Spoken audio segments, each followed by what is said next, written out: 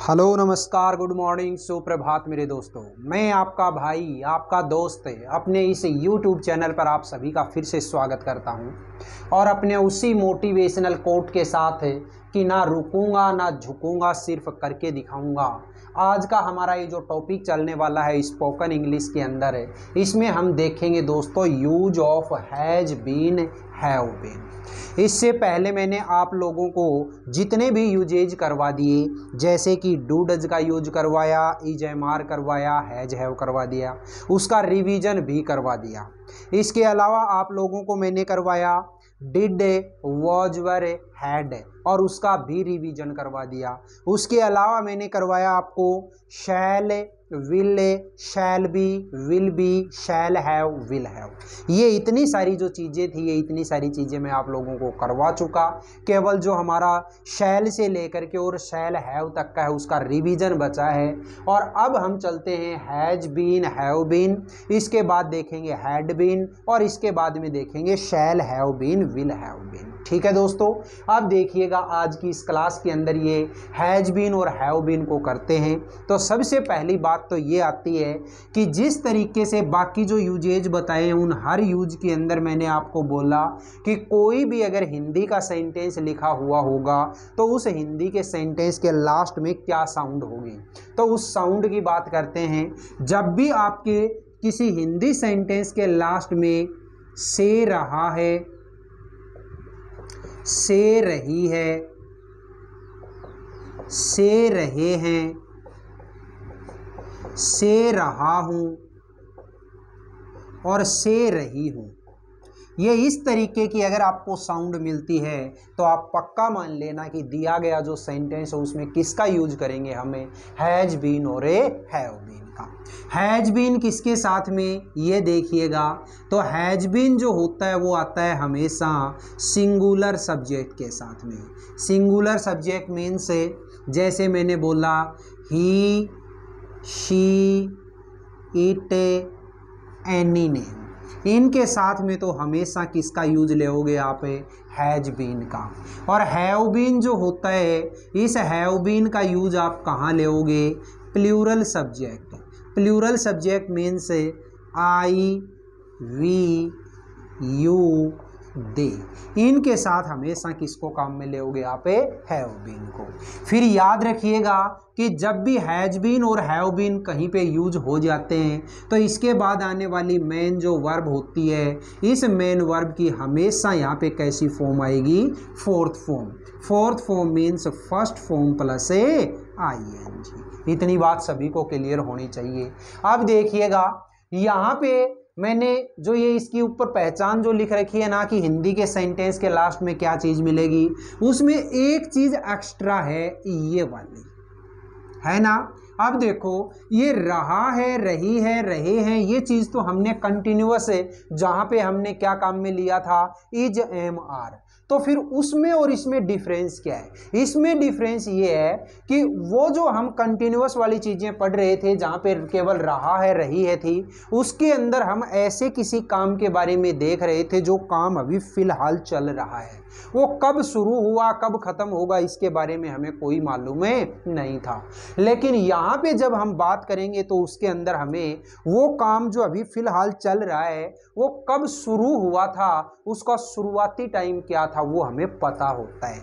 और वो जो टाइम होता है वो टाइम हमारा कितने पार्ट के अंदर डिवाइडेड होता है, 2 पार्ट्स के अंदर। एक को हम बोलते हैं पॉइंट ऑफ टाइम, क्या बोलते हैं, पॉइंट ऑफ ए टाइम, और दूसरे को हम क्या बोलते हैं, पीरियड ऑफ ए टाइम।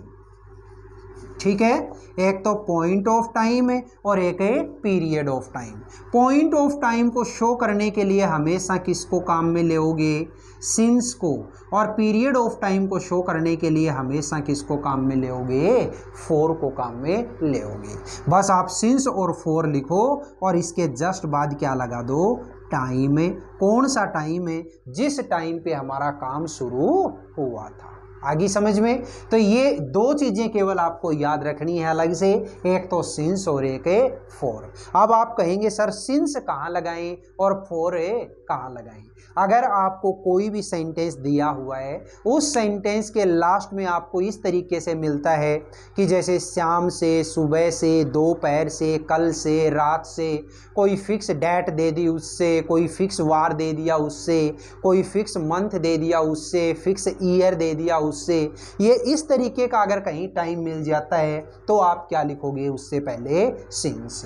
और फोर कहाँ लगाओगे, अगर आपको कोई सेकंड दे दी, जैसे 2 सेकंड से, 5 सेकंड से, 10 सेकंड से, 20 सेकंड से, कोई मिनट दे दी 5 मिनट से, 10 मिनट से, 50 मिनट से, कोई घंटे दे दिए 2 घंटे से, 5 घंटे से, 6 घंटे से, कोई दिन दे दिया 2 दिन से, 5 दिन से, 15 दिन से, 20 दिन से, कोई महीने दे दिए 2 महीने से, 5 महीने से, 7 महीने से, कोई वीक दे दिया कि 6 वीक से, 5 वीक से, 4 वीक से, 1 वीक से, कोई साल दे दी कि 2 साल से, 5 साल से, 10 साल से।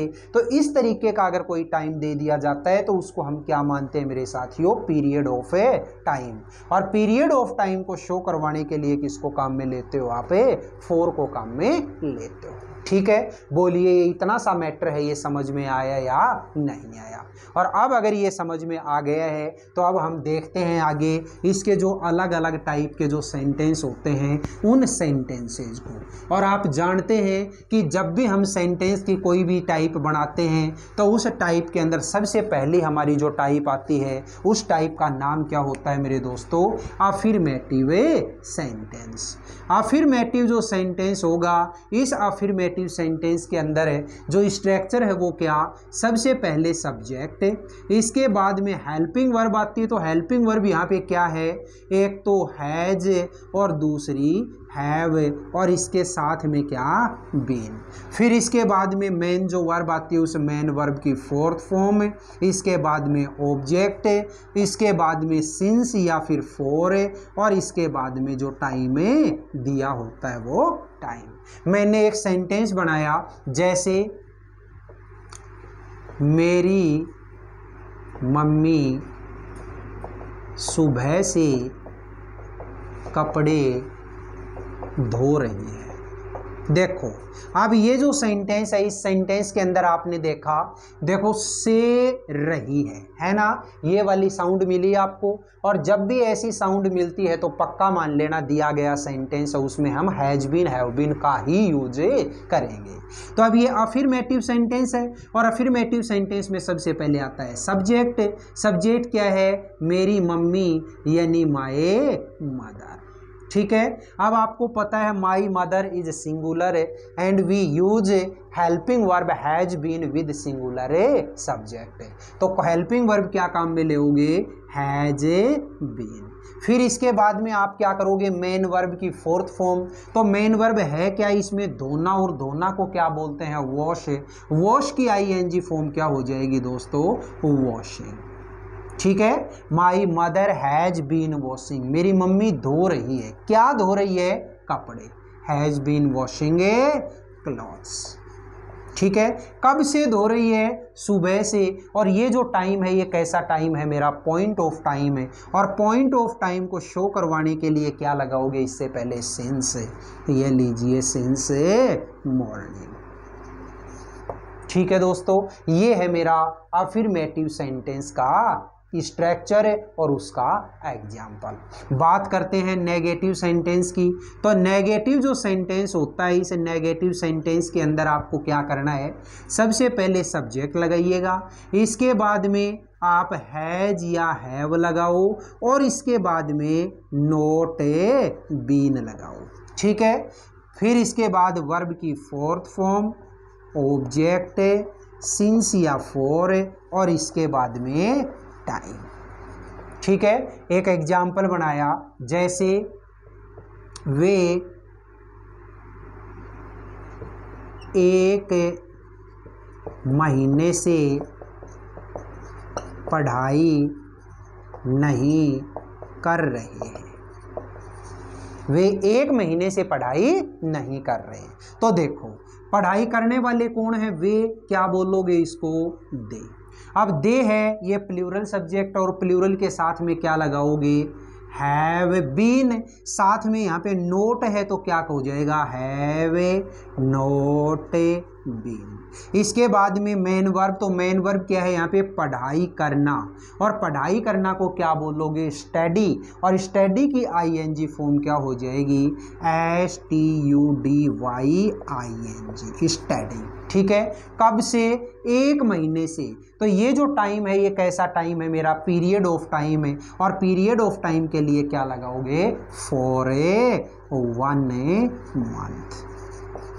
बोलिएगा दोस्तों, दोनों के दोनों जो टाइप के सेंटेंस हैं ये आपको समझ में आए या नहीं आए, और अगर आ गए हैं तो आप देखते हैं हमें इसकी थर्ड टाइप है और फोर्थ टाइप है। थर्ड और फोर्थ जो हमारी टाइप है उस टाइप का नाम क्या है मेरे साथियों, उसका नाम है इंटेरोगेटिव और इंटेरोगेटिव नेगेटिव सेंटेंस। तो देखिएगा, इंटेरोगेटिव सेंटेंस की जब हम बात करते हैं तो उसके अंदर आपको पता है सबसे पहले हेल्पिंग वर्ब आती है, लेकिन यहाँ पे मेरी जो हेल्पिंग वर्ब है ये हेल्पिंग वर्ब डबल वर्ड में है, और डबल वर्ड में है तो पहला जो वर्ड होता है ना, हैज या हैव, इसको तो सबसे सब्जेक्ट से पहले लगाएंगे, इसके बाद में सब्जेक्ट, इसके बाद में बीन, फिर इसके बाद वर्ब की फोर्थ फॉर्म में ऑब्जेक्ट, सिंस या फॉर, और लास्ट में टाइम लगा करके क्वेश्चन मार्क। मैंने एक एग्जाम्पल दिया छोटा सा, क्या तुम्हें 2 सप्ताह से परीक्षा की तैयारी कर रहे हो, क्या तुम्हें 2 सप्ताह से परीक्षा की तैयारी कर रहे हो। तो तैयारी करने वाला कौन है, तुम, क्या बोलोगे इसको, यू, और यू के साथ क्या लगाओगे, हैव। तो ये लीजिए, हैव यू बीन।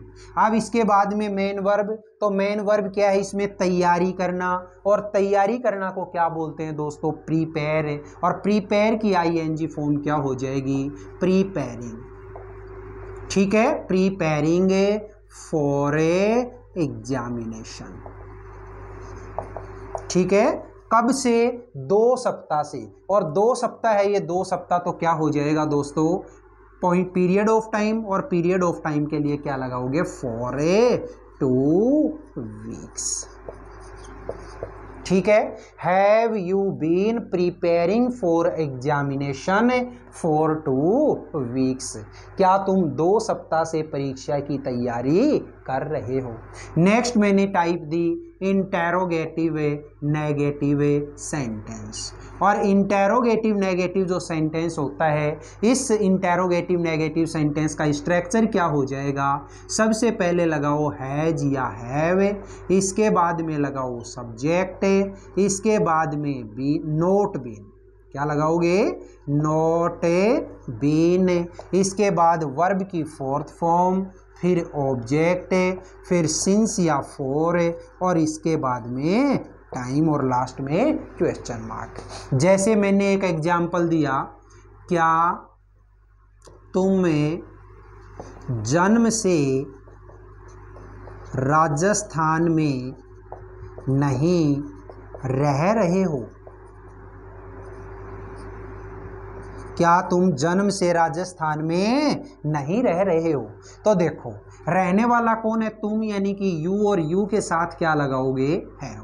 सबसे पहले हैव लगा दिया, इसके बाद सब्जेक्ट लगाया, इसके बाद नोट बीन, तो ये लो नोट बीन। फिर मेन वर्ब, तो मेन जो वर्ब है वो मेन वर्ब क्या है इसमें, रहना, और रहना को क्या बोलते हैं, लिव, और लिव में जब आईएनजी जोड़ोगे तो क्या बन जाएगा, लिविंग इन राजस्थान, इन्हें राजस्थान। कब से, जन्म से। तो ये टाइम बताओ आप, पॉइंट ऑफ टाइम है या पीरियड ऑफ टाइम है। तो जन्म से ये जो टाइम है ये टाइम है मेरा पॉइंट ऑफ ए टाइम, और पॉइंट ऑफ टाइम से पहले आप क्या लगाओगे, सिंस बर्थ। ये लीजिएगा मेरे दोस्तों, क्या बना दिया आपका sentence, have you not been living in Rajasthan since birth, क्या तुम जन्म से राजस्थान में नहीं रह रहे सकते हो। बोलिएगा आज की इस छोटी सी क्लास के अंदर मैंने हैज बीन और हैव बीन का जो यूज बताया, इसका ओवरव्यू और इसके बारे में जो भी सेंटेंस का स्ट्रक्चर बनाए, इसके एग्जाम्पल बनाए, वो समझ में आए या नहीं आए। अगर समझ में आए हैं तो नेक्स्ट जो हमारी क्लास होगी वो भी हम हैज बीन और हैव बीन की लेके चलेंगे। उसमें कुछ एक तो आपको सेंटेंस बनाने सिखाएंगे और कुछ एक आप लोगों को किस तरीके से इसका आंसर दिया जाए, किस तरीके से क्वेश्चन बनाया जाए, वो चीज़ आपको सिखाई जाएगी। ठीक है दोस्तों, ये क्लास आपको कैसी लगी? अगर ये क्लास अच्छी लगी है तो क्लास को ज़्यादा से ज़्यादा लाइक करें, शेयर करें, कमेंट बॉक्स में कमेंट जरूर किया करें और अपने इस चैनल को अगर आपने अभी तक सब्सक्राइब नहीं किया तो प्लीज़ इस चैनल को आप जरूर सब्सक्राइब करके पास वाले बेल आइकन को जरूर प्रेस कर लें। फिर मिलेंगे अपन अगले वीडियो में, तब तक के लिए आप हंसते रहिए, मुस्कुराते रहिए और बहुत शानदार तरीके से अपने इन वीडियोज़ का आनंद लेते रहिए।